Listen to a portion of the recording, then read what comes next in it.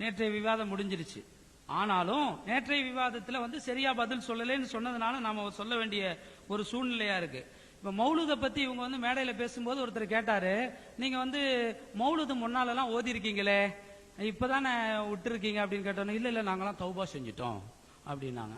அப்போ நான் என்ன கேக்குறேன், தௌபா செஞ்சிட்டீங்கன்னு சொன்னா தௌபாவுடைய அர்த்தத்தை முதல்ல படிங்க. தௌபான்னு சொன்னா என்ன தெரியுமா? ரெண்டு, ஒன்னு அடியார்களுக்கு செய்த பிழைகள், மற்றவர்களும் அல்லாவுக்கு செய்த பிழைகள். உங்களை மோமின்கள் மௌலூது ஓதுவாங்க நல்லவங்க அப்படின்னு நம்பி கூட்டிட்டு போனாங்க, அந்த நம்பிக்கை துரோகம் பண்ணி இருக்கீங்க. அப்படி நம்பிக்கை துரோகம் பண்ண நீங்க என்ன செய்யணும்? சம்பந்தப்பட்டவங்கள்ட்ட மன்னிப்பு கேட்கணும். கேட்டீங்களா? எந்த வீட்டுல வரதட்சணை திருப்பி கொடுப்பதற்காக விழான்னு போட்டீங்கல்ல, மௌலூதுடைய காசை நாங்க வாங்கி இருக்கோம், நீங்க ஒப்புக்கொண்டிருக்கீங்க, இல்லன்னு சொல்ல முடியாது. அந்த மௌலூதுடைய காசை நாங்க திருப்பி கொடுக்கறதுக்காக வேண்டி மீட்டிங் போடுறோம் என்னைக்காச்சும் அறிவிச்சீங்களா? அல்லது நீங்க சாப்பிட்டீங்களே சாப்பாடு, வீடு வீடா போய் சாப்பிட்டீங்களா இதற்கு முன்னால? அத காசு பத்தலன்னு சொல்லிதான் இப்ப கட்சி மாறி இன்னைக்கு இயக்கம் ஆரம்பிச்சிருக்காங்கிறது உண்மை. அதையும் நாங்க வெளிப்படுத்துவோம். அதுக்கு முன்னால நீங்க சாப்பிட்ட சாப்பாடெல்லாம் வாந்தி எடுங்க.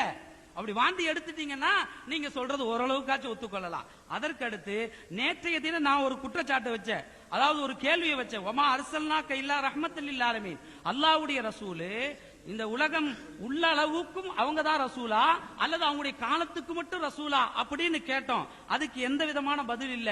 இன்னும் சொல்ல போனா இவங்க வயிறு வளர்ப்பவங்க நம்ம சொல்றோம் இல்லங்க, அதுக்கு என்ன காரணங்கிறது நாங்க சொன்னோம். ஸல்லல்லாஹு அலைஹி வஸல்லம் அவங்க சொன்னாங்க, அவங்கள அல்லாஹ் சொன்னா வமா அர்சல்னாக இல்லா ரஹ்மத்துல் லில் ஆலமீன், அல்லாஹ்வுடைய ரஹ்மத்துக்குரியவங்க ரசூலுல்லாஹி ஸல்லல்லாஹு அலைஹி வஸல்லம். யாருக்கெல்லாம் ரஹ்மத்து?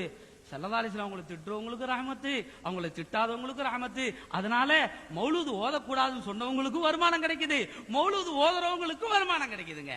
அது மட்டும் இல்ல அருமையானவர்களே, ரசூலுல்லாஹி ஸல்லல்லாஹு அலைஹி வஸல்லம் அவர்களுடைய இந்த விஷயத்துல மௌலூதுடைய இந்த விஷயத்தை சொன்னாங்க. அடுத்து பாருங்க, இவங்களுடைய தீர்ப்புகள் ஒவ்வொரு தீர்ப்பும் முன்னுக்கு பின் முரணாக இருக்கும். கொஞ்ச காலத்துக்கு முன்னால பன்றியினுடைய உறுப்புகளை சாப்பிட, அதாவது பன்றியினுடைய உறுப்புகளை மனிதனுக்கு பொருத்தலாம் அப்படிங்கிற ஒரு சட்டம் சொல்ல வந்த பொழுது பன்றியினுடைய மாமிசத்தை தான் அல்லாஹ் ஹராமாக்கி இருக்கிறான்.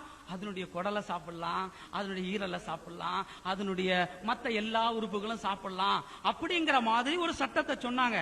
ஆனா கொஞ்ச நாளைக்கு முன்னால ஒரு பயான்ல சொல்றாங்க அந்த சட்டம் எல்லாம் வாபஸ் வாங்கிட்டோம். சரி, வாபஸ் வாங்கிட்டீங்கன்னு சொன்னாலும் கூட அந்த இடைப்பட்ட காலத்துல இந்த பன்றியினுடைய மத்த உறுப்புகளை சாப்பிட்டு இருக்காங்களே, அவங்களுடைய இந்த தௌஹீத்வாதிகளுடைய நிலைகள் என்ன? அல்லாஹ்விடத்துல அவங்க என்ன பதில் சொல்லுவாங்க? அதுக்கு அடுத்து தொப்பி போடுறது சுன்னத்துக்கு மாற்றம், அதாவது சுன்னத்து இல்லை என்று சொன்னாங்க. தொப்பி போடுறது சுன்னத்து இல்ல அப்படின்னு தினசரி அவங்க பேசிக்கிட்டே இருந்தாங்க. தொப்பி போட்ட சமுதாயத்தை தொப்பியை கலட்ட வச்சாங்க. இப்ப பாருங்க, மேடையில பாருங்க, தொப்பி போட்டுட்டு தான் உட்கார்ந்து இருக்கிறாங்க. இது சுன்னத்தா பித்அத்தா?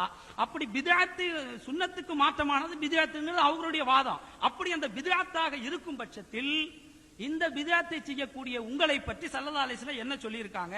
நீங்களே சொல்றீங்க, குல்லு பித்அத்தின் லலாலா வ குல்லு லலாலத்துன் ஃபின்னார், ஒவ்வொரு பித்அத்தும் வழிகேடு, அந்த வழிகேடு நரகத்துக்கு கொண்டு போகும் என்று சொன்னால் சுன்னத்துக்கு மாற்றமான இந்த செயலை செய்யக்கூடிய உங்களுடைய நிலைப்பாடு என்ன? நீங்கள் நரகத்துக்குரியவர்கள் என்று நாங்கள் சொல்லவில்லை, நீங்களாக ஒப்புக்கொண்டதாகத்தான் அதற்கு அர்த்தமாகிறது.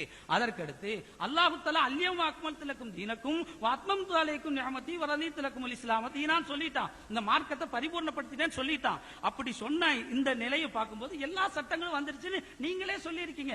ஆனா ஜகாத் ஒரு ஆய்வு அந்த கிதாபில் எழுதுறாங்க, 624 கிராம் வெள்ளியையோ அதன் விலையையோ ஜகாத் கடமையாவதற்கு குறைந்தபட்ச அளவாக கொள்ள வேண்டும் என்று சில அறிஞர்கள் வலியுறுத்துகின்றனர். இது பற்றி நாங்கள் ஆய்வு செய்து கொண்டிருக்கிறோம். என்னங்க ஆய்வு? அல்லாஹ் தான் சொல்லிட்டானே, எல்லாத்தையும் பரிபூர்ணமாக்கிட்டேனே, இப்ப எதுக்கு நீங்க ஆய்வு செய்றீங்க?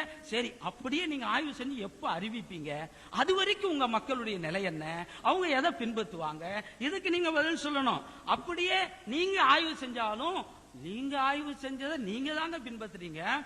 அதாவது உங்களுடைய மக்கள் ஒவ்வொருவர்களும் இதை ஆய்வு செஞ்சு பின்பற்றாங்களா? குர்ஆனையோ ஹதீஸையோ நான் சொல்லுங்க. ஃபர்ல தொழுகையினுடைய ஷர்த்து ஃபர்ல் எந்த விஷயங்கள் நீங்க எடுத்துக்கொள்ளுங்க, சாதாரணமான விஷயம் எடுத்துக்கொள்ளுங்க. ஒருத்தனுக்கு நீங்க சொல்றீங்க தமிழ் தர்ஜுமாவை பார்த்து தெரிஞ்சுக்கலாம், ஒருத்தனுக்கு தமிழே தெரியலங்க, அவன் எப்படிங்க இந்த விளக்கத்தை தெரிஞ்சு கொள்வான்? குர்ஆனை வைத்து தொழுவது எப்படி, நோன்பு வைக்கிறது எப்படி, ஜகாத் கொடுக்கிறது எப்படி என்று சொல்ல வேண்டும். அதற்கு அடுத்து இவங்க முன்னுக்கு பின்னாக சட்டம் சொல்றவங்களுக்கு ஏராளமான உதாரணம் இருக்கு.